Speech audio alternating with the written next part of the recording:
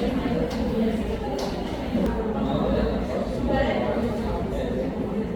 tiraram o modelo agora no quarto, não tinha tempo. Vai ter PDF depois, no final. Vai ter como agora, mandei um e-mail da turma.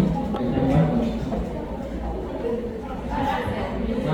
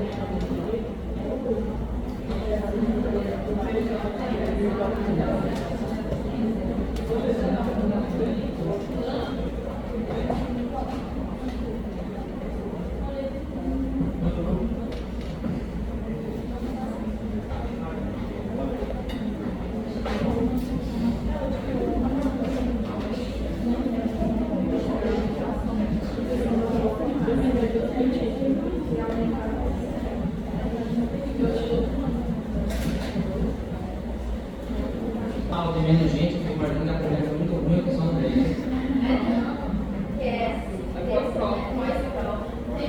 Qual foi quando?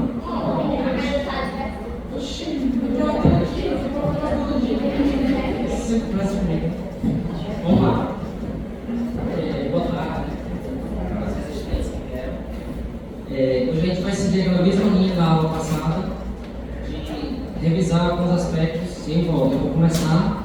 Esse é um pouco mais curto do que eu quero, mas eu vou começar fazendo mais perguntas do que respostas, para a gente pensar. Então, o objetivo inicial nosso é pensar sobre o que está aqui, depois a gente vai tentar ter umas respostas.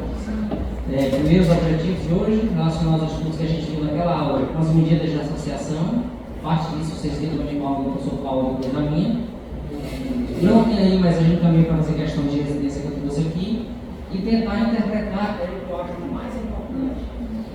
Não só pensando nas provas de residência, mas também pensando em vocês como clínico, um consultório, em qualquer local de atendimento. É interpretar o que essas medidas querem dizer. Eu sou do tempo que a gente ensinava o estudante a calcular tudo isso, no menor sentido. Você faz todo o celular hoje em dia, você baixa o software estatístico de graça e calcula tudo. Depois, se vocês quiserem, eu boto um link, você faz todos os cálculos estatísticos que você imaginar botando uma tabelinha 2x2. Então não precisa aprender a calcular, precisa entender o que eles dizem.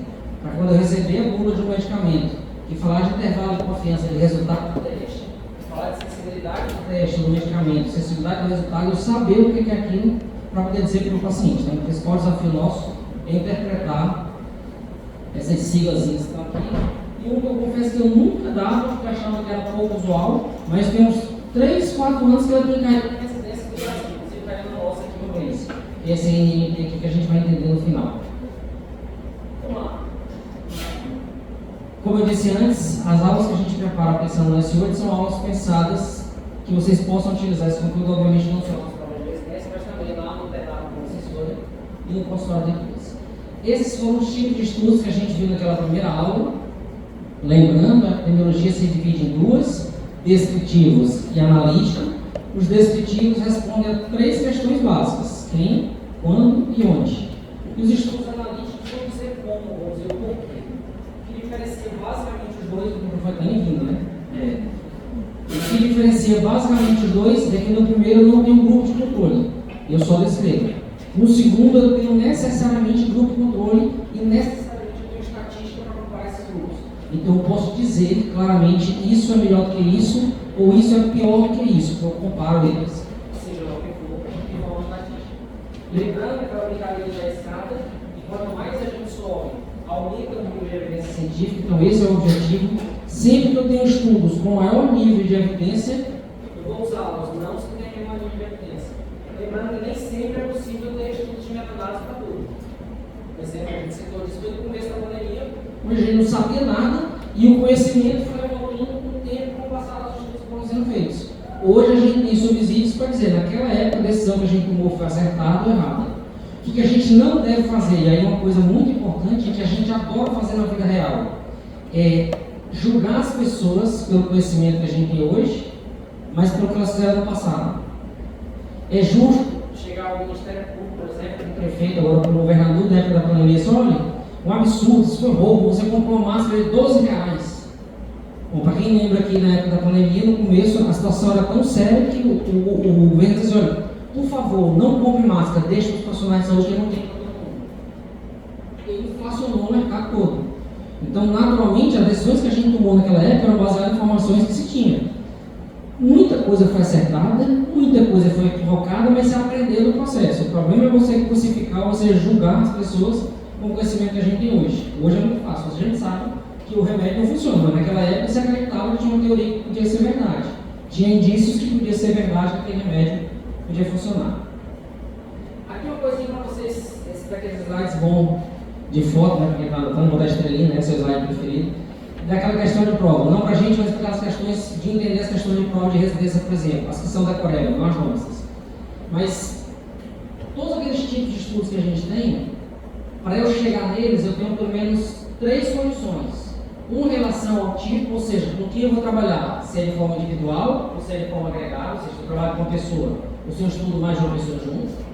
Em relação à posição do investigador, ou eu observo, quase todos os estudos são observacionais, ou eu faço uma intervenção, que são os estudos experimentais, são os mais altos da cadeia. Como todos os outros, eu faço observação. Ou em relação à referência temporal, ou ele é um estudo transversal, que eu vou lá, dentro do questionário e saio, ou ele é um estudo longitudinal, que eu vou acompanhar aqueles pacientes para frente ou para trás de forma retrospectiva. Eu só tenho esses 3 cenários. O individual é coletivo, o observacional é intervencional, o é transversal é longitudinal. Se você for seguindo cada um desses passos, você vai chegar naqueles estudos todos que a gente viu. Então, se a gente memorizar isso, fica fácil naquelas questões que ele pede para descrever características dos estudos. Então, entender que essas 3 características são as principais, em relação ao tipo, a posição do investigador e a referência temporal de cada um deles. Lembrando, a gente tem aqui essas condições, experimental e observacional. O único estudo que eu tenho, que eu experimento, são os estudos experimentais. Todo o resto são estudos observacionais. Aqui eu não vou pegar um paciente e infectar com HIV para ver o comportamento da doença. Eu posso fazer isso aqui no experimento. Obviamente ninguém vai permitir que eu infecte ninguém de forma proposital. Professor, os longitudinais são os únicos que envolvem algum tipo de segmento, acompanhamento, que tem algum outro envolve. Os longitudinais são os únicos que envolvem algum segmento para aquele paciente ou tem algum outro envolve? Os longitudinais são os únicos que envolvem segmento do paciente. Isso pode ser de forma intervencional, ou seja, eu faço a intervenção, eu vou acompanhar com o tempo, vacina. Eu aplico vacina e aplico placebo e vou acompanhar no tempo o resultado. Ou pode ser um caso controle, que eu tenho pessoas com câncer e sem câncer e eu vou acompanhar no tempo o resultado para ver o que deu depois. Ou quem fuma, quem não fuma, eu vou acompanhar no tempo. Então ele pode ser longitudinal sempre que eu vou acompanhar alguém no processo. Mais um slide.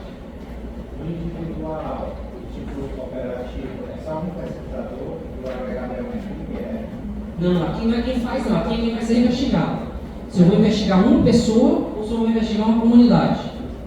Certo? Vamos lá. Algumas questões agora para a gente pensar. Uns a gente responde com a cabeça, outros a gente não responde. Mas para a gente pensar todas elas. Obviamente para a aula tem sentido, né? Além de cumprir carga horária. Por que a gente precisa fazer pesquisa na área da saúde? O que vocês acham? Não já tem suficiente? Há 3 anos atrás existia pesquisa sobre Covid-19? Por que a gente faz pesquisa? A gente faz pesquisa primeiro porque a gente precisa descobrir tratamentos novos para doenças antigas. A gente precisa melhorar os tratamentos novos que os antigos para as doenças antigas.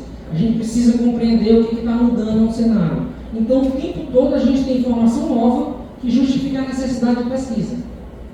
Provavelmente a gente nem sabe qual vai ser a próxima pandemia. Tem um relato da Organização Mundial de Saúde, que eu gosto muito de dar, que ela diz que para cada 10 doenças novas que vão surgir no mundo nos próximos anos, para cada 10, 7 delas são zoonoses. São doenças de animais que a gente pega. Fácil. Vejo o carinho que vocês têm com o gato. Já começa a explicar parte disso. Parte de vocês aqui acha normal, tá cheio de gato lá embaixo. E eu acho um crime. Desculpa quem tem gato, que não é um gato, hoje é religião, não é gostar ou não gostar de gato. O fato é um crime eu ter um ambiente de cantina como a gente tem, eu tenho um monte de gato circulando. Se tiver gestante aqui, estou só com as mãos, está aí o risco. Então, eu estou dentro da maternidade de escola, estou dentro da maternidade do hospital do UFC, está cheio de gato da porcaria lá dentro. Isso é absurdo. Mas vou dizer, é mais fácil eu dizer, ela sai daqui para a coordenação, o máximo vai ver o pai dela amanhã depois falar comigo. Mas se eu tirar um gato desse aqui, não vai haver confusão. Até o Ministério Público vem aqui dentro. Digo isso que eu tentei, não aqui, lá na escola. Chamei a promotora para resolver o problema. Disse, não, você vai mexer com os gatinhos, deixa eles aí. Se chama para me ajudar, ela vai me deixar. Não passou, né? Então, sem dúvida nenhuma, é um problema grande e a gente tem que pesquisar o tempo todo, porque tem situações novas que a gente vai sendo exposto e a gente precisa dar respostas. Por que a gente não estuda, então, logo a população todinha? O que vocês acham? O que o cálculo mostra? Um gasto da população toda? Essa é mais fácil. Por que não tem como estudar a população toda? É muita gente. É muito caro. Se eu tenho um cálculo estatístico que me diz que se eu estudar esse contingente tem 95% de chance de eu achar o mesmo resultado que fazendo com a população todinha, para que eu estudar a população toda se eu tenho esse contingente que é mais barato? Então é para isso que serve calcular a amostra. É para eu dizer depois que esse estudo que eu fiz com uma população bem menor, ela é suficientemente bem calculada para eu poder extrapolar esse resultado para todo mundo. Ah, professor, a vacina de Covid, a vacina de dengue, a gente testou em 30 mil pessoas, a gente vai usar agora na população mundial.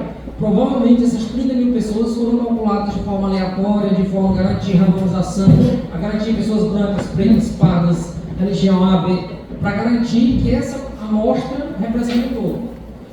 O exemplo mais prático disso, imaginemos nós que não há corrupção, nisso eu acredito, eu espero que não esteja, não sei se eu acredito mais, mas eu espero, mas a gente tem as pesquisas eleitorais. Eles entrevistam 2.100 pessoas no Brasil, em alguns municípios, e acertam com uma margem de erro muito pequena quem vai estar na frente ou quem vai estar na eleição. Via de regra, eles acertam. Ah, mas eu vi uma vez, vamos lá, pessoal político, né? Mudou, não sei o que, esse pessoal. A opção eleitoral muda de dia para noite, basta um fake news para mudar a eleição da pessoa. O fato é que as pesquisas são baseadas em cálculos estatísticos. Daquela população que eles investigam, tantos por cento são negros, tantos por cento da classe média e tal, então eles garantem que aquela amostra representa o todo. É para isso que a gente calcula a amostra, por causa do custo. Se tudo é ciência, por que tem ciência melhor do que outra ciência? Já respondeu isso na aula passada. Eu subo o nível de evidência. Eu melhoro a metodologia científica empregada, que vai me dar mais robustez nos meus resultados. A descrição de um caso clínico, ela é ciência. A descrição, a série de um relato de casos, ela é ciência. Só que se eu tenho um estudo mais robusto metodologicamente, que eu tenho um controle, que eu tenho um uso de estatística, ele é muito mais científico, vamos dizer assim, do que aquele outro primeiro resultado. Então, é por isso que há ciência diferente de ciência, mesmo tudo sendo considerado ciência, como a gente vê nas discussões de rede social. Ah, você está dizendo que isso não presta, mas está aqui publicado. Tá, pessoal, mas é um relato de caso. Então, agora um outro nível de evidência que contraria esse relato de caso. A gente viveu muito isso aqui. Tudo se resume a entender o nível de evidência, sem dúvida. Deixa eu tentar inventar aqui um exemplo prático para a gente entender isso. Não consigo imaginar nenhum cenário agora, fora da ciência, que a gente justifica essa dúvida. Tudo se resume a entender níveis de evidência. Sendo um exemplo prático, se eu tenho uma pesquisa que empregou um método científico mais robusto, eu preciso utilizar esse resultado mais frequentemente do que eu uso resultados de trabalhos descritivos, que não tem controle, que não tem estatística por trás. Então, mais ou menos isso por trás do pergunta. Aqui é a mágicazinha para vocês. Aqui é a brincadeira, o Paulo falou alguma coisa em tabela 2x2 na aula passada. Esse aqui é o sonho de consumo de um epidemiologista. Prazer, Luciano, epidemiologista. Tudo que a gente quer, quando pega um banco de dados ou quando pega uma questão, vocês vão ver aqui várias questões, é levar essa questão para essa tabela. Por que a gente quer isso? Porque se eu tiver uma tabela 2x2, ou seja, duas colunas e duas linhas, eu posso calcular qualquer medida de associação estatística. Eu só posso calcular qualquer coisa se eu tiver duas colunas e duas linhas. Vixe, professor, então aquelas questões que tem assim, idade, faixa etária, de 1 a 9, de 10 a 16, não sei o que, eu não vou ter aqui várias idades. Aí eu não posso fazer nenhum cálculo estatístico? Você pode. O que você vai fazer? Você vai estabelecer uma unidade de controle e vai comparar todas com ela. Então imagina que a idade de controle aqui é de 0 a 9 anos. Aí eu vou comparar de 10 a 19 com 0 a 9, de 20 a 29 com 0 a 9, então essa vai ser estabelecida como controle. Então, tudo que eu puder levar para a tabela 2x2, eu agrego valor. Ah, professor, então na pesquisa no meu questionário eu vou logo botar assim, idade menor de 50, maior de 50, para ter logo 2. Não. É melhor que você bote idade contínua, 1, 2, 3, 4, 5. Por quê? Porque na hora de analisar, você cria a categoria que você quer, baseado no que é importante para aquela doença. Eu posso criar uma categoria menor de 50, maior de 50. Se é uma doença idosa, eu posso criar menor de 50, menor de 60, maior de 60. Desde que eu consiga trazer todo mundo para cá. Exposto ou não exposto, ou doente não doente, exposto ou não exposto, ou doente não doente. Tudo que a gente for fazer aqui, todas as medidas de associação que a gente calcula para todos aqueles estudos que a gente viu, cabe na tabela 2x2, a gente vai ver parte disso. É por isso que a gente faz tabela 2x2, para a gente poder calcular aquelas medidas de associação. Para que vai ser? Para quantificar. Ah, professor, é importante quantificar? Não sei, o que vocês acham? É a mesma coisa, dizer, olha, se você fumar, você tem chance de ter câncer. É a mesma coisa, olha, se você fumar, você tem 33 vezes mais chance de ter câncer de pulmão. O que a gente quer quantificar. O que a estatística dá para a gente é quantidade. É quantas vezes isso é mais risco do que aquilo. Para você poder julgar se vale a pena correr o risco. Ah, ter relação sexual com uma pessoa sabidamente HIV positivo, fora do tratamento ou sem estar tratado, dá à pessoa uma chance 85 vezes maior dela contar em HIV do que se ela usar preservativo. Bom, você tem subsídios para escolher. Se aquela emoção, se aquela sensibilidade que o preservativo tira, vale a pena correr o risco 85 vezes maior de pegar HIV. Não é melhor ter relação sexual protegida e diminuir um pouco a sensibilidade da relação. Fica à vontade. Mas é que a gente quantifica. Então o objetivo dessas medidas de associação é quantificar o risco. Que esse é o nosso principal desafio. Pessoal, e sabe por que isso é importante? É porque na nossa vida real, esquece a medicina, a gente é péssimo de medir risco. A gente é muito ruim disso. Vou dar alguns exemplos, vocês vão lembrar de outros. Eu viajei um tempo desse, do meu lado no avião tinha uma senhora de meia idade. Ela foi daqui até lá agarrada num texto do meu lado. Não tinha uma gota de sangue na mão dela da força que ela rezava no texto. Soltava para passar na bolinha pra botar o dedo no milho, né? Morrendo de medo do avião. E eu passei, estava indo para São Paulo. E eu comecei a conversar com ela, tranquilizar, para ela esquecer um pouco. Para encurtar a história, ela ia para São Paulo e ia para aquela rua lá para comprar uma âmbar para vender aqui. É 25 de março, né? É 25 ou 24? Mas eu não. 25 de março. Aí quando o avião pousou, eu saí, graças a Deus. Aí eu pensando aqui, um bom epidemiologista, ela veio aqui, até aqui com medo desse avião cair.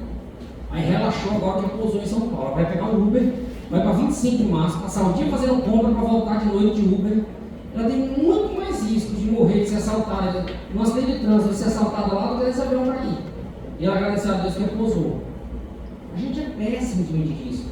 Quantas vezes eu vou conversar com uma adolescente grávida, que você vai entrevistar, ela diz, foi só uma vez, eu pensei que da primeira não engravidava, nem foi tudo, foi só um pouquinho, foi bem rapidinho, foi eu vi tudo. Porque a gente mede mal o risco. Quantas pessoas na adolescência tiveram gravidez, e se você conversasse, você ia descobrir que ela rachava que não dava.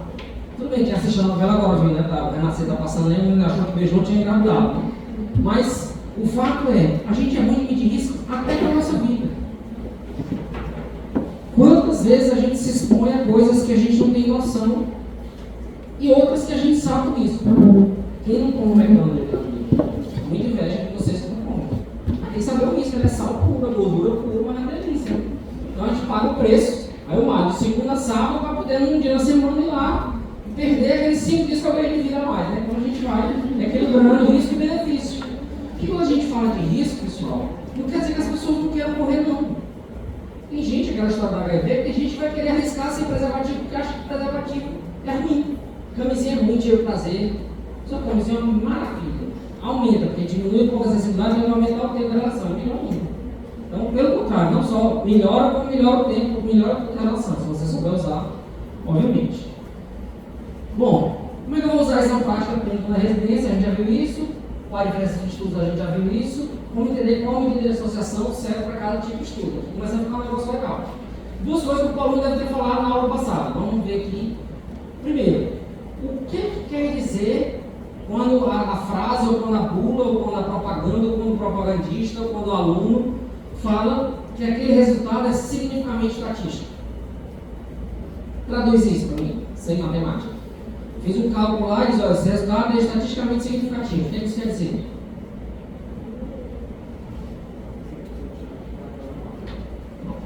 Quer dizer, perfeito. Quer dizer que se eu fizesse outro experimento 100 vezes, em 95% deles, eu vou achar o resultado que eu vi naquela margem de confiança, no intervalo de confiança. Essa é a leitura. Ah, professor, mas eu fiz um teste, ficou dentro de 95. Mas o remédio é assim, se você tomar, morre, se você não tomar, vive. 95% é um intervalo razoável? Não, é melhor 100%.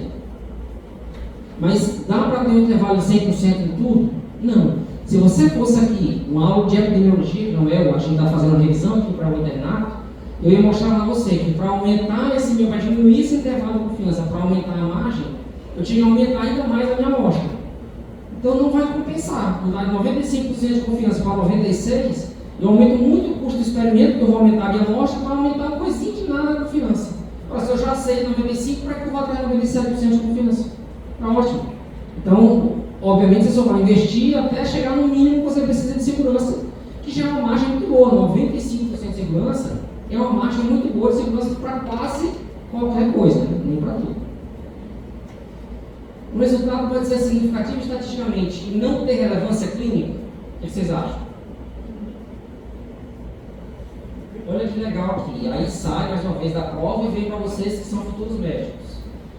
De que interessa um estudo que tem um resultado significativo estatisticamente, mas que não traz nenhuma relevância clínica para a sua condução do paciente? Zero. Pessoal, se eu pegar um trabalho e relacionar baleia com comida, com água, qualquer coisa que o banco de dados seja grande, eu vou achar uma associação significativa.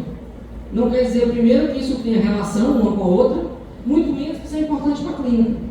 Então, eu dou um exemplo. Tem um trabalho que foi feito com um medicamento para tratamento oncológico. E mostrou que se você usar esse tratamento para um determinado tipo de tumor, que está do tamanho de uma laranja, se você usar isso por 6 meses, ele fica do tamanho de um limão. Esse câncer do tamanho de um limão continua sendo capaz de lhe matar. Essa medicação, mesmo tendo tido estatisticamente significância na redução do tamanho do tumor, ele tem importância clínica? Não. Ponto. Mas, aí volta. Por que ele é importante? Porque você vai entender que existe um medicamento que é ele, que tem um papel importante não de curar o câncer, mas de reduzir o tumor, e tem outro medicamento complementar que ele é mais eficiente para tumores menores do que para tumores maiores. Aí eu faço um coquetel do paciente com oncológico, eu faço um coquetel do HIV, que eu estou dando um medicamento para reduzir o tamanho e o outro para pegar o tumor menor. Então, ele sozinho, importância zero para você. O cara morre com um tumor desse tamanho, morre com um tumor desse tamanho. Mas é outro medicamento que é ótimo, só funciona com um tumor desse tamanho. Então, percebam que para vocês é muito mais importante a relevância clínica do que ser estatisticamente significativo. O inverso não é verdade. Se não for significativo, não interessa a relevância clínica. Talvez não vai ter nenhuma, porque você não pode atestar isso se não tem significância. Seria possível ter relevância clínica, vou mostrar mais exemplo clássico. Aqui 2 exemplos, de intervalo de confiança e de valor de P. Aqui só para a gente revisar o que o Paulo deve ter falado na aula passada, que a gente começou a também discutir naquele dia. Eu tenho 4 intervalos de confiança. Não sei o que é, são 4 fictícios. A minha pergunta para você é, num cenário de prova aqui, que a pergunta fosse, qual o melhor, vamos dizer assim, qual o melhor intervalo de confiança desses 4? Primeiro, segundo, terceiro ou quarto? O que vocês acham? Pensem bem antes. Depois a gente discute o que é o melhor, né? Mas qual seria a resposta antes de discutir?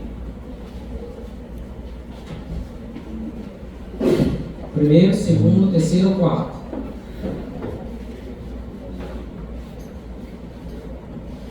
Alguém? Mais?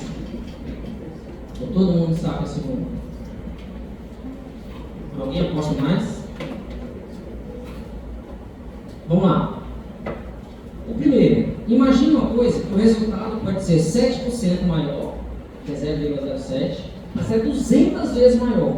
Pessoal, um intervalo desse tamanho não serve de nada para a gente medir alguma coisa, porque pode ser uma coisinha de nada e pode ser um mundo de tamanho. Então, ele é significativo, teoricamente, porque está acima do número 1, ou abaixo seria significativo também, não pode ter 1 dentro do intervalo, mas ele é muito grande. Aqui, ele é significativo, porque ele está antes do 1, ele é um sinal de proteção, mas ele tem quase 3 vezes dentro dele. Se eu multiplicar 0,33 por 3, vai dar 99, ele tem quase 3 vezes dentro do mesmo intervalo.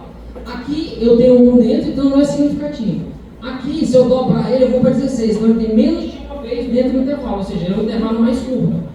Quanto menor for o meu intervalo de confiança, melhor. Ou seja, sei lá que eu estudei aqui qual foi o resultado, mas a chance é de variar de 8% a 12%, por exemplo. Então é muito melhor do que 7% a 200 vezes maior. Assim eu interpreto uma questão como essa. E aqui da mesma forma, o P adequado é que seja um P menor do que 0,05, ou seja, menor do que 90, maior do que 95%. Aqui é menor do que 0,05.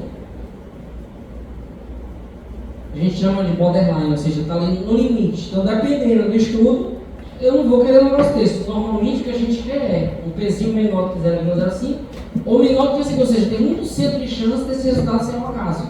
É um valor muito adequado. A depender da revista, eu vou ter várias casas decimais aqui, depende do rigor da revista. Isso aqui, obviamente, é mais do que suficiente no padrão.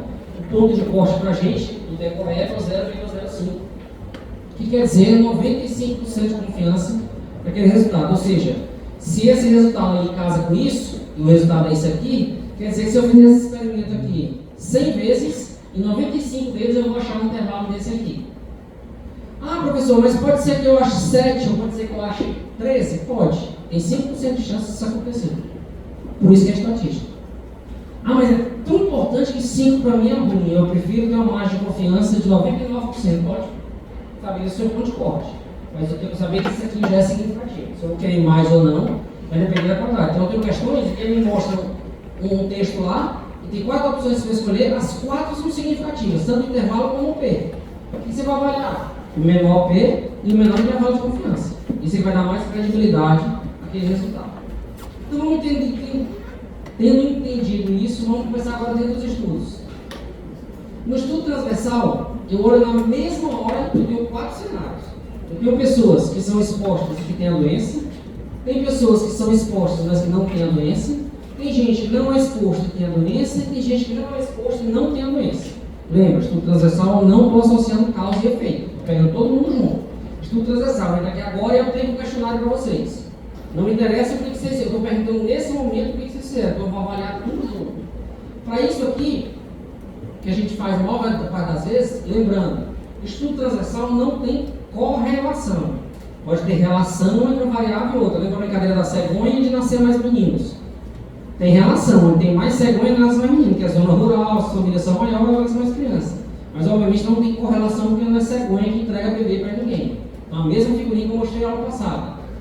Aqui tem relação com esse carro andar. Aqui tem relação com esse carro andar, porque o carro está andando, eu estou olhando só isso. Mas se eu ampliar a foto, eu vou saber que não, independente do tamanho da força que ele fizer, esse carro não vai andar. Porque não há correlação entre essa força aqui e esse carro andar. A correlação da força desses dois com o carro andar. Então lembrar que no estudo transversal a gente não pode ter correlação em relação a isso. Delineando o estudo caso-controle. Eu vou pegar a minha população, vou dividir em duas, doentes e não doentes, e vou avaliar a exposição de cada uma delas. Então um exemplo de estudo de caso-controle. Eles pegaram lá, acho que isso aqui, se não me engano, é toxoplasmose, estudo de toxoplasmose. Eles pegaram 34 pessoas com toxoplasmose e 68 pessoas que não tinham toxoplasmose. Eles queriam ver qual era a causa do adoecimento lá. E aí foram perguntar: você comeu queijo? Tanto disseram sim, tanto disseram não. Bebeu iogurte? Tanto sim, tanto não. Bebeu água? Tanto... Eles foram investigar a chance de cada um desses bichos aqui ter gerado ou ter favorecido a infecção por toxoplasmose. Pergunta: aqui comer queijo deu 1,4, variando de 0,4 a 4,5. Esse intervalo de confiança é significativo? Esse P é significativo? Então não foi o queijo que causou aquelas doenças. Beber iogurte, esse intervalo de confiança é significativo? Isso aqui é significativo? Então não foi o iogurte a causa provável da infecção. Beber água, 6 vezes maior o risco para quem bebeu água comparado com quem não bebeu. Intervalo de 1 a 27. Ele é significativo? É bom o intervalo? O negócio que pode ser 30% de chance, até 27 vezes mais, o intervalo é ruim. É significativo? É. Professor, de fato, se eu quiser transformar isso num estudo maior, o que eu precisaria, entendendo que essa é a causa provável, o que eu precisaria para diminuir esse intervalo de confiança? Aumentar o número de casos controles. E dar mais segurança para o cálculo para esse intervalo de confiança diminuir. Mas o fato é, nesse estudo aqui, o que a gente pode testar? Os doentes com toxoplasmose apresentaram 6 vezes mais chance de ter adoecido porque tomaram água do que não. Qual é a importância de um estudo desse? Porque se você sabe disso, você vai lá e isola essa água. Você elimina a potencial causa de transmissão da doença. Isso é muito comum a gente fazer em surtos alimentares. Brincadeira com vocês agora que vocês vão fazer, que já passou o final do ano, né, da família. Próxima festa da família é carnaval. Vocês vão lá para casa, no Aracati, né? Vai ter Ivete Sangalo em Aracati. Eu sou no rádio futebolês. Aí a gente disse que vai ter a Ivete Sangalo lá. Vocês vão lá para Aracati, dividir a turma com os amigos, 30 na casa. Aí contrata uma pessoa para fazer um almoço, cerveja, bebida, liberado, geral. Aí tem uma derreia, pega todo mundo na casa. Aí eles vão sentar ali com o papel na mão e vão fazer um estudo. Quem teve diarreia, quem não teve. Separa para o questionário. Comeu o quê? Comeu feijoada? Comeu não sei o quê? Comeu não sei o quê? Bebeu cerveja? Bebeu cachaça? Aplica o mesmo questionário todinho. Para ver o que é daquilo ali que causou aquela diarreia. E você vai saber, um papelzinho na conta na mão, rapidinho, qual foi o alimento mais provavelmente vinculado a causar aquela doença. E você vai tirar aquele, o resto da feijoada nem com mais, porque a feijoada deu diarreia. Aí como o resto, você jogar tudo fora. Então, eu acho que um exemplo prático como a gente consegue fazer isso muito rápido. E a leitura é essa. Teve mais chances de ter causa, porque pode ter outras coisas que causar também. Desses aqui que a gente avaliou, foi mais incriminado em relação a isso. Normalmente, quando a gente fala em infecção alimentar, se tiver maionese no meio, é maionese. A maionese de batata, a maionese é a mais comumente incriminada em todos os estudos de infecção alimentar. Aqui, questão de residência da Santa Casa. Estudo caso controle, são estudos epidemiológicos observacionais, longitudinais e analíticos. Lembra que ela estava ali? Ó? Observa, intervém, longitudinal, transversal, analítico e descritivo. Já descreveu, podia ser, nem precisa disso. O formato de questão de residência nosso aqui do Ares, que vocês vão fazer para quem quer ficar no Ceará, essa primeira frase a gente tiraria. No processo de revisão da questão, a gente diz assim, olha, só deve ter no texto o que o aluno precisa para resolver a questão. Eu preciso dessa informação aqui para resolver a questão? Não, não tira. Preciso traçar o aluno no texto. Nossas questões são, todas elas, a maior parte delas, com casos, mas com coisas objetivas que vocês precisam para resolver a questão. O estudo caso controle foi conduzido por esse autor aí para determinar fatores de riscos ocupacionais para câncer de laringe. Foi publicado aí nessa revista e a tabela faz parte desses resultados. Então está lá a tabela. Qual é o gatilho? De acordo com o resultado desse estudo, o nível de consumo de álcool significativamente associado com o câncer de laringe foi. O que ele fez? Ele comparou esse com esse, esse com esse e esse com esse. Então vamos lá. Para quem consumia até 270 gramas de álcool, teve a chance 1,4 vezes maior. Esse intervalo é significativo? Ah, professor, ele não botou o valor de P. Ah, eu posso jogar a questão vai não, porque ele não botou o valor de P. Pessoal, você vai avaliar baseado no que ele mostrou aqui. Se tivesse valor de P, ótimo. Se não tem, eu tenho que entender que eu vou resolver como está aqui. Segundo intervalo, 2 vezes maior do que tem esse aqui comparado com quem não bebe. Esse intervalo é significativo? Aqui, quem consome isso aqui de álcool, o intervalo, a chance é 81% maior. Esse intervalo é significativo? Aqui, para quem consome mais de 1.950 gramas de álcool, isso aqui deve dar 303 grandes.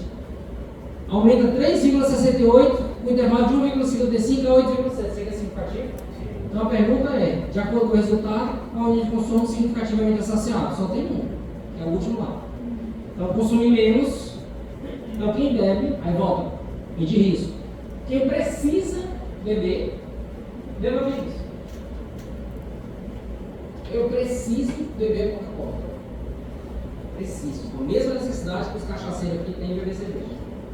Eu respeito os cachaceiros. Eu disse para eles. Mas eu preciso. O que eu estou fazendo é diminuir o máximo que eu posso para minimizar o meu risco. Óbvio que aquele negócio vai fazer mal. O negócio que você bota na esponja, passar na mesa, sal ferrugem, só pode fazer mal. Eu nem sei os outros usos, mas eu mesmo de um tempo desse, a minha mesa era um vaso de inox. Aí o cara mudou assim, eu vi a mesa toda enferrujada, que saiu o vidro de cima. Eu disse, vixe, tá feio. Não, eu prendei um pano aqui. Aí pegou o Coca-Cola que tava achando, deu o pano e fez assim, ó, uma coisa de inox. Saiu todo o ferrugem da mesa, assim, ó. Meu ser, né? Bendito suco gasto, né? O fato é óbvio que deve fazer mal. Então vocês vão questionar se vale a pena ou não o risco. O sabor compensa o risco ou o prejuízo que vocês vão ter no final. Professor, Oi. você Não deu na tabela aqui o valor de P. mas esse 95% do Não, 95 é o intervalo de confiança. Ele falou P, não deu também não. não, isso não. Certo? É 95%. Subiu o nível de evidência. Estudo de coorte. Assim. Qual a diferença entre os estudos de caso controle de uma coorte? Obviamente, um parte do desfecho para avaliar a exposição, que é o caso controle, o outro parte da exposição para avaliar o desfecho, que é a coorte. Ou seja, fumo ou não fumo, eu vou avaliar lá no final se adoeceu, se teve câncer de pulmão. Caso controle, eu pego quem tem câncer e quem não tem e vou entrevistar para ver se eles fumavam ou não fumavam no passado. Uma parte da exposição, outra parte da doença. Como é que é feito uma coorte? Eu pego a população dessa sala, por exemplo, para avaliar até o futuro, vou acompanhar vocês até se formar, uma coorte de estudantes do S8. Nessa coorte aqui, eu tenho gente exposta a algumas coisas e pessoas que não foram expostas. Vou pegar aqui fumante, é mais fácil. Pessoas que fumam aqui dentro, mesmo grávido, e pessoas que não fumam. E eu vou acompanhar vocês no tempo. Para lá no final, no tempo que eu estabeleci como final, eu vou ver quantas pessoas tiveram câncer nesse grupo e quantas pessoas tiveram câncer nesse grupo. E à medida que eu falei na aula passada, vai ser como a gente trabalha no risco, não é risco de adoecer? Então eu chamo de risco relativo, que é relativo em relação à exposição. Então, o nome da medida da associação já é risco relativo. Como eu disse na aula passada, eu vou fazer aqui facinho, eu tenho 3, 4 e 8, e aqui eu tenho 2 e 8. Eu estou vendo que o risco aqui é 2 vezes maior do que aqui. O cálculo é feito usando aquela mesma tabela 2 por 2, mas é dessa forma. E aí, para isso eu preciso de incidência, não estou falando de risco. O que é incidência? São casos novos. O que é prevalência? São casos novos e antigos. Então, incidência é quem está doente agora. Prevalência é quem está doente agora e há mais tempo. Então, para doenças crônicas, é melhor calcular prevalência, porque a pessoa permanece doente durante muito tempo. Tem sentido calcular incidência de diabetes. Eu descobri agora, mas ele deve ser diabético há mais tempo. Então, a prevalência da doença da diabetes, a prevalência da hipertensão, são todas as pessoas doentes daquela doença no momento que eu avalio. Exemplo, 4 milhões de casos novos de Covid no mundo, a incidência de Covid no mundo. Então, a incidência quantifica o número de casos novos de uma doença que se desenvolve em uma determinada população e num tempo específico que a gente está avaliando. Caso do sarampo no Brasil, aí vários exemplos. Exemplo, vantagem de eu usar a incidência e não usar o número absoluto. Eu tenho 1.000 casos de dengue em São Paulo e tenho 1.000 casos de dengue em Quixadá. Onde é que a epidemia deve estar pior?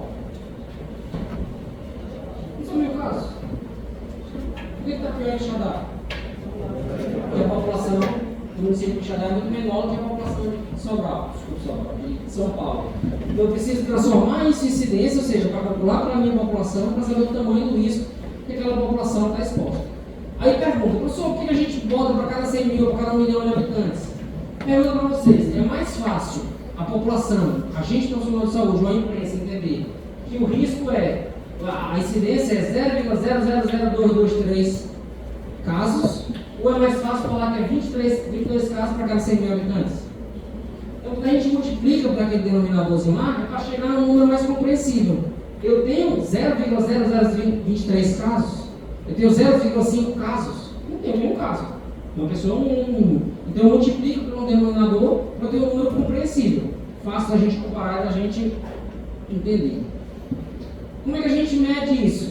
Já falei para vocês antes, o nome é risco relativo, que é exatamente o risco dos expostos dividido pelo risco entre os não expostos daquela doença.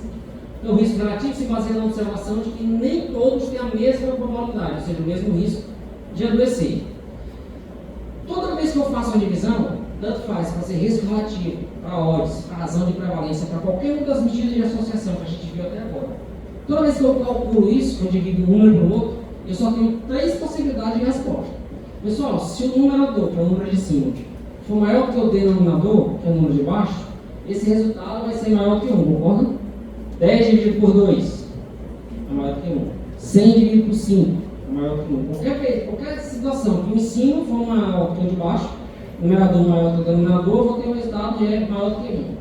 Toda vez que o de baixo for menor que o de cima, o meu resultado vai ser menor que 1. Então 2 dividido por 10 vai ser 0,2. E toda vez que o número de cima é igual ao de baixo, o meu valor vai ser 1. Então, para qualquer tipo de associação, eu só tenho 3 resultados. Maior que 1, igual a 1 e menor que 1. Entendeu agora, olhando para cá, por que no intervalo de confiança não pode ter 1? Porque se o resultado é igual a 1, quer dizer que o risco entre o exposto e o risco entre o não exposto é igual. Então, aquilo lá não é risco. Aquela variável que a gente está estudando não pode ser um fator de risco, porque tanto quem adoeceu, que exposto, tanto quem foi exposto como quem não foi, tem a mesma chance de adoecer. Por isso que o 1 não pode estar dentro do intervalo de confiança. Qual a leitura que eu tenho nessas 3 associações? Se o resultado for esse, não tem associação entre a exposição e a doença. Se o resultado for maior do que 1, a associação entre a exposição e a doença, ela é possivelmente causal. Por que possivelmente? Depende do tipo de estudo. Se for um estudo que eu associei causa e efeito, eu posso ver isso. Mas eu preciso entender qual é o tipo de estudo. Se ele for menor do que 1, provavelmente isso aqui é fator de proteção. Professor, como é que a gente entende fator de proteção? Quando eu testo com o meu resultado, no lugar de ser uma doença, é uma vacina. Ele foi exposto à vacina e não foi exposto à vacina. Se a vacina proteger, ou seja, eu tive menos doentes entre os expostos à vacina do que os não expostos, o resultado vai ser menor do que 1. A vacina protege. O intervalo é menor do que 1. A vacina protege, nesse caso, quem foi exposto à vacina protegido. Exemplo de coorte. Eles pegaram lá pessoas com infecção com tripanosoma cruzi e pessoas que não estavam infectadas no sangue pelo tripanosoma. E acompanharam para ver lá no tempo depois, não sei quanto tempo eles estabeleceram, quantas evoluíam com doença cardíaca e quantas não evoluíam. Pergunto para vocês, como é que eu calculo aqui o risco, a exposição, a taxa de número que vocês quiserem dar, entre os expostos? Eu vou dividir quem por quem aqui, entre quem foi exposto, ou seja, quem tem tripanosoma cruzi. Eu tenho 39 pessoas positivas de 740. Como é que eu calculo para achar quanto é o percentual daqui? Eu vou dividir 39 por 740, que é o risco nos expostos. Como é que é o risco nos não expostos? 27 por 1.271. Então tá lá. As incidências são 39 por 740, e daquele número lá, e 27 por 1.244. Quando eu faço lá o cálculo do risco relativo, eu vou chegar no valor, quando eu divido um pelo outro ali, de 2,48. O que esse estudo quer dizer para a gente? E aquele foi o intervalo de confiança. Que quem tem tripanosoma cruzi no sangue tem 2,5 vezes mais chance de evoluir a doença cardíaca do que quem não tem.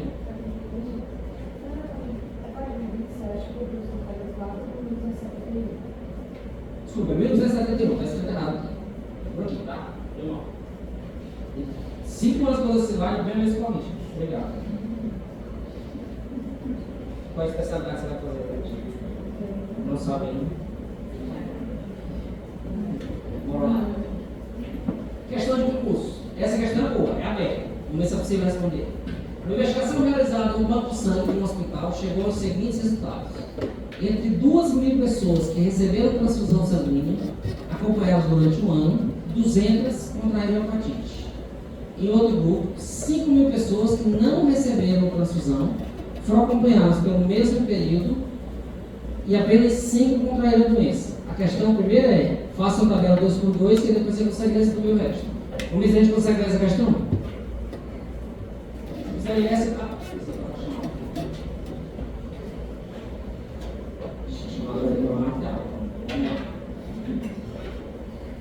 Aquilo ali, ó. Faz? Ó, eu vou montar essa tabela com vocês aqui. Ele me diz ali que eu acompanhei pessoas que fizeram transfusão, ou seja, foram expostas, e pessoas que não fizeram transfusão. Quantas pessoas, aqui eu tenho o meu total, e aqui eu tenho o meu total, né? Embaixo. Quantas pessoas fizeram transfusão aí? Aonde eu vou botar essas 2.000?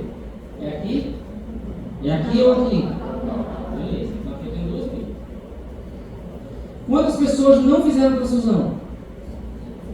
Não foram expostas. Concorda que o total é aqui? Primeira pergunta. Quantas pessoas tem nesse meu estudo? O que eu preciso no final? Eu preciso completar a tabela toda, só me deu 4 números. Das que foram expostas, ou seja, fizeram transfusão, quantas adoeceram? Onde é que esse 200 entra? Aqui? Aqui? Mais 200. Se eu tenho 2.000 que fizeram transfusão e 200 se infectaram, quantas não se infectaram? Eu preciso de calculadora para fazer isso? Então, questão desse formato, quando cair em teste, normalmente você números diretos assim para a gente calcular mais fácil. Entre as que não foram expostas, não fizeram transfusão, quantas adoeceram? Um dia 5. É mais menos ou é menos menos? Se aqui eu tenho 5 e aqui eu tenho 5.000, qual é que eu tenho aqui? É possível somar isso aqui agora? E aqui é o resto. Isso aqui não sei. É possível fazer essa conta? É possível fazer essa tabela, montar essa tabela? A primeira coisa que ele queria saber é que tipo de estudo é esse. Ele pegou pessoas expostas e pessoas não expostas e seguiu. Que tipo de estudo é esse? Montei a tabela, falei a conta diferente. Ele é um estudo de corte, estou seguindo exposições para avaliar a doença lá no final. Você montou a tabelinha ali, o risco relativo, como é que ele calcular? O risco dos expostos, 200 dividido por 2.000, dividido pelos riscos não expostos, 5.000, 5 dividido por 5.000. Daqui a continha, e o resultado é de 100. Então não tem mais nenhuma questão, mas o resultado é: essa exposição aumentou em 100 vezes a chance de evoluir para a doença. Eu não lembro mais qual é a questão. É difícil fazer isso? Eu estou calculando o risco dos expostos comparado ao risco dos não expostos. Eu tenho um risco 100 vezes maior. Essa é a questão que eu queria lá no final. Observa se é um risco 100 vezes maior para infecção por hepatite naqueles indivíduos que sofreram transfusão de sangue, quando comparados àqueles que não sofreram. Ah, professor, isso é verdade? É verdade. Quem toma transfusão tem muito mais risco de adoecer por outras doenças, inclusive aquelas que o sistema de hemoderivados ainda não capta. Obviamente, você só toma transfusão se você corre risco de vida e morrer se não tomar transfusão. É melhor tomar transfusão, correr alguns riscos que a gente desconhece, do que não tomar. A exceção, obviamente, por questões religiosas. Mas o fato é, a transfusão aqui, nesse estudo, aumentou a chance desse paciente evoluir com hepatite comparado àqueles que não fizeram a transfusão. Por isso tem que ser um processo extremamente seguro. Outro exemplo aqui, para quem viu 2 dados de um estudo que foi publicado ano passado com os dados aqui no Ceará.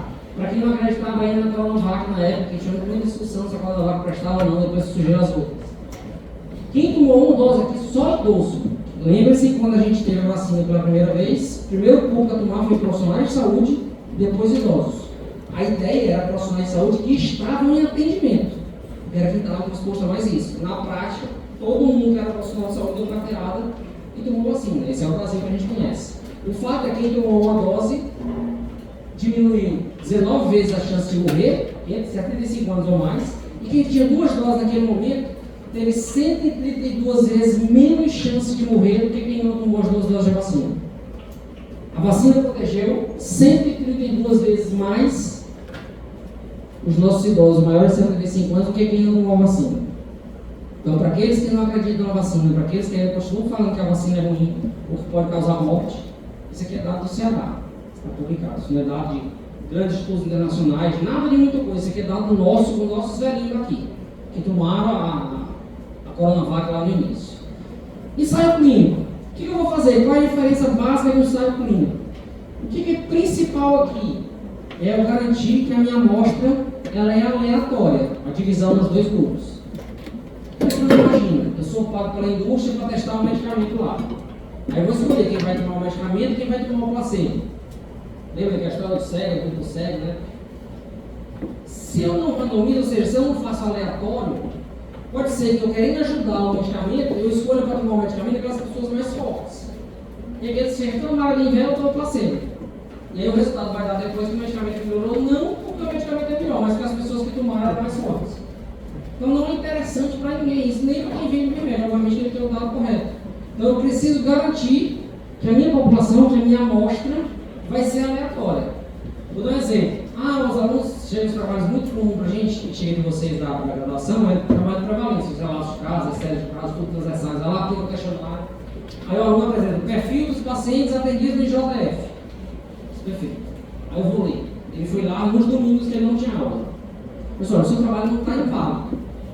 Você quer salvar o trabalho? Você precisa dar o título. Porque isso aqui não é o perfil do IJF. Isso aqui é o perfil do JF no domingo. Tem muito mais cachaça e acidente do que na quarta-feira. Ou o cara foi lá e aplicou só na hora do intervalo do almoço.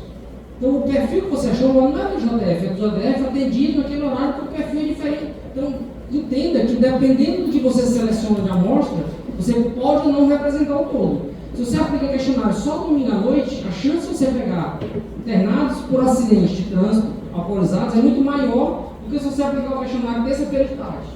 Porque eu vou ter muito menos bêbado terça de tarde do que domingo à noite. Vocês acham que vai ser diferente?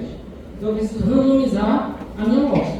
Então da mesma forma, vou pegar quem eu estou expondo ao tratamento que eu estou dando placebo e vou avaliar quem melhorou ou não. Aqui a última coisa, talvez que eu queira falar, os últimos slides são em relação a isso aí, que era uma coisa que caiu na prova de residência aqui, e quando caiu, eu juro a você que não melhorava. Porque a gente, eu olhei esse cara e não lembro disso não, porque eu não julgava importante. Aí tem uma decisão que caiu na residência, aí o rabo balançando o cachorro, né? Ela pontuou logo que a gente tem que estudar. O que é NNT? Em inglês, traduzindo, quer dizer número necessário para tratar. Ou seja, quantas pessoas eu preciso dar esse medicamento para garantir que ela melhorou por causa do medicamento. Você já ouviu falar em fé em Deus? Não sei se vocês têm mais do que eu. Mas o fato é, tem gente que toma chá e fica bom. Você nunca viu. Tá morrendo de cabeça, toma um chá e não sei o que fica bom. Tá morrendo de barriga, toma um chá e não sei o que fica bom. Eu só conheço um chá que funciona comigo, é da casca de goiaba. Se tiver dor de barriga, tomar chá da casca da goiaba, é impressionante. É um surto total, né? Trava, meu amigo, não pode sair depois, sem medo que não vai fazer mais não. Esse funciona, o resto nenhum. Pra mim. Não sei se é fé ou se é necessidade, né, na dor de barriga, mas o fato é que funciona. Por que eu estou dizendo isso? Porque tem coisa que a gente melhora com remédio, sem o remédio, apesar do remédio. Cloroquina para Covid, por exemplo. O cara acredita que a cloroquina funciona, ele tomou e ficou bom, ele acha que é cloroquina.